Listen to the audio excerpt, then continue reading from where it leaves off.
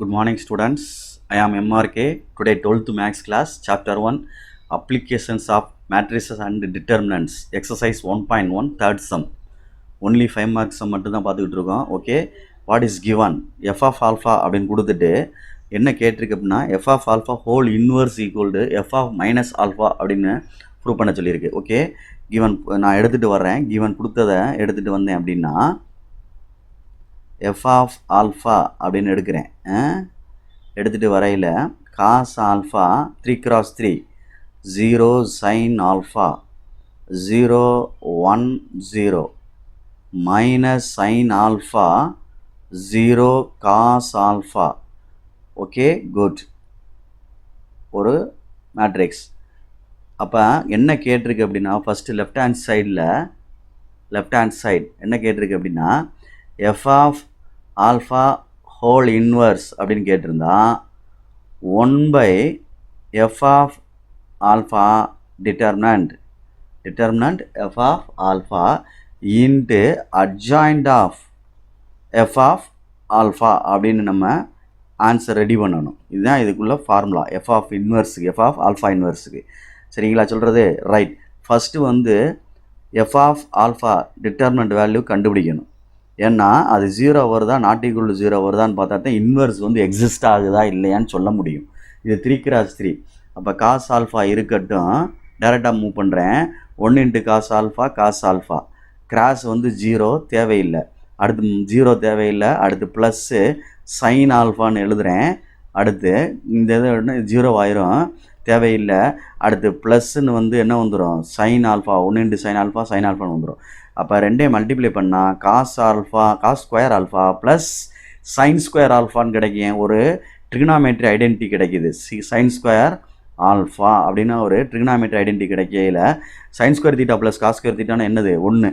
அப்போ இது வந்து நாட் ஈக்குவல் டு 0ன்னு சொல்கிறனால எஃப் ஆஃப் ஹோல் இன்வர்ஸ் வந்து எக்ஸிஸ்ட் ஆகும் அப்படின்றது எழுதிக்கலாம். இஸ் எக்ஸிஸ்ட், அதாவது காண இயலும் அப்படின்னு எழுதிக்கலாம். எக்ஸிஸ்ட் எஸ் வருங்க, எக்ஸிஸ்ட் அப்படின்னு எழுதிக்கலாம். ஓகே ஸ்டூடெண்ட்ஸ், நெக்ஸ்ட் பேஜில் அப்படியே வர்றேன் இல்லையா, இதுலேயே சரி க்ளோஸ் பண்ணுவோம். ரைட், சைடில் வேணால் கோடு போட்டுக்க, கொஞ்சம் கணக்கு பெருசாக லென்த்தாக தான் போகும். ரைட்டு, இப்போ நான் ஃபஸ்ட்டு எது கண்டுபிடிச்சிருக்கேன், எஃப் ஆஃப் இன்வர்ஸுக்கு மாடுலஸ் டிட்டர்மினன்ட் கண்டுபிடிச்சிருக்கேன். Next adjoint of F of alpha கண்டுபிடிக்கணும்.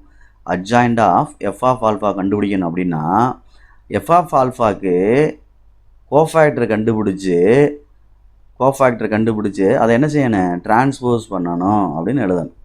அப்போ அதுக்கு நம்ம இப்படி எழுதி கோஃபேக்டர் கண்டுபிடிச்சி மேலே டிரான்ஸ்போஸ் பண்ணால் தான் நம்மளுக்கு அட்ஜாயிண்ட் வேல்யூ கிடைக்கும் அப்படின்னு அர்த்தம்.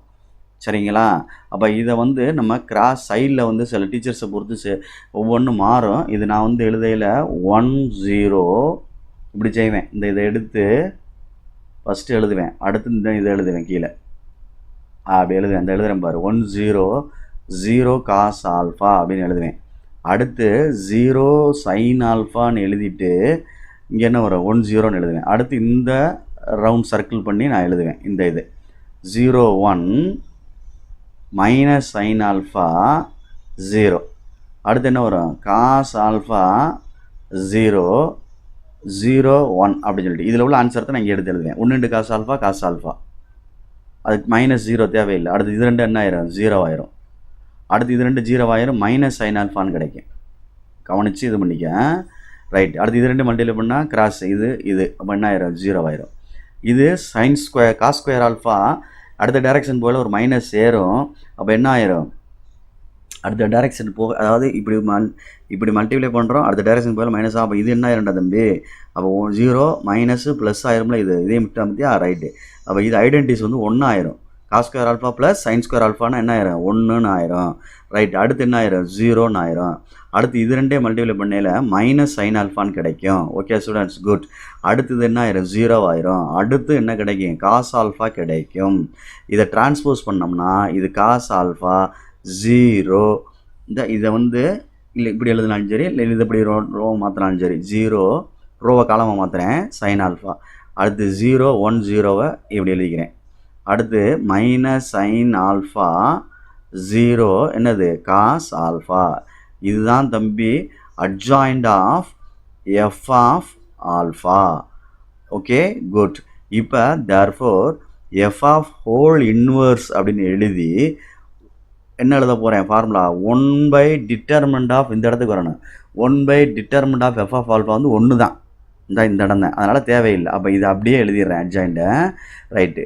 Cos alpha 0 minus sine alpha. Good. அடுத்து என்ன வந்துருச்சு 0 1 0. அடுத்து என்ன வந்துருச்சு sine alpha 0 cos alpha. Okay students good. அவ்வளோதான், இதுதான் 1 அப்படின்னு வச்சுக்குவோம். ரைட். அடுத்து ரைட் ஹேண்ட் சைடு வரையில் என்ன எழுதுகிறோம் அப்படின்னு பாரு. ரைட் ஹேண்ட் சைடு வரையில் எஃப் ஆஃப் மைனஸ் ஆல்ஃபா கண்டுபிடிக்க சொல்லியிருக்கு. ஆல்ஃபாவுக்கு பதிலாக மைனஸ் ஆல்ஃபா போட்டிருக்கு. அப்போ ஒரு சில விஷயங்கள் தெரிஞ்சிருக்கணும் உனக்கு. என்ன தெரிஞ்சிருக்கணும்னா சைன் மைனஸ் தீட்டா அப்படின்னா மைனஸ் சைன் தீட்டான்னு அர்த்தம். மைனஸ் சைன் தீட்டான்னு அர்த்தம். Same time cos minus theta அப்படின்னா வெறும் காஸ் தீட்டா. சைன் தீட்டான்றது ஆட் ஃபங்க்ஷன் சொல்லுவாங்க, காஸ் தீட்டான்றது ஈவன் ஃபங்க்ஷன் சொல்லுவாங்க. அப்போ நான் இந்த இடத்துல எழுதையில் கவனமாக எழுதுனது தான் எஃப் ஆஃப் ஆல்ஃபா. அப்போ அதுக்கு நான் மைனஸ் ஆல்ஃபா கொடுக்குறேன். எப்படி மைனஸ் ஆல்ஃபா, அடுத்து 0 சைன் மைனஸ் ஆல்ஃபான்னு கொடுக்குறேன். என்னான்னு பார்க்கணும் 0 1 0. அடுத்து என்ன கொடுக்குறோம் மைனஸ் ஆஃப் சைன் மைனஸ் ஆல்ஃபான்னு கொடுக்குறேன். ரைட்டு. அடுத்து 0 காஸ் ஆல்ஃபான்னு மைனஸ் ஆல்ஃபான்னு கொடுக்குறேன். Okay right. இப்போ என்னான்னு பாரு. மேலே வந்து காஸ் மைனஸ் தீட்டானா காஸ் தீட்டா தான், 0 தான். மைனஸ் சைன் தீட்டான்னு வரும். சைன் மைனஸ் தீட்டானா மைனஸ் சைன் தீட்டா. அடுத்து 0 1 0 தான், அது மாற்றம் இல்லை. காஸ் சைன் தான் மாறும். இதில் இந்த உள்ளே இருக்கு பாரு சைன் மைனஸ் ஆல்ஃபானா மைனஸ் சைன் தீட்டா, இதோட சேர்ந்தா என்ன ஆயிரும் ப்ளஸ் ஆயிரும். அப்போ சைன் ஆல்ஃபா, சைன் ஆல்ஃபா மறந்துடாத, நான் தீட்டா போட்டேன். ரைட்டு. அடுத்து 0 தான். இது காஸ் மைனஸ் ஆல்ஃபானா காஸ் தீட்டா தான், அப்போ காஸ் ஆல்ஃபா தான், அது மாறாது. சரிங்களா. இது 2 ஃப்ரம் 1 and 2 ஈக்குவலாக இருக்குன்னு பாரு. அப்படியே இருக்குது. அப்போ ஃப்ரம் 1 and 2ன்னு எழுதி LHS equal to RHS hence prove. Okay students கேர்ஃபுல்லாக செய்யும், ரொம்ப ரொம்ப easy sum. Okay thank you students.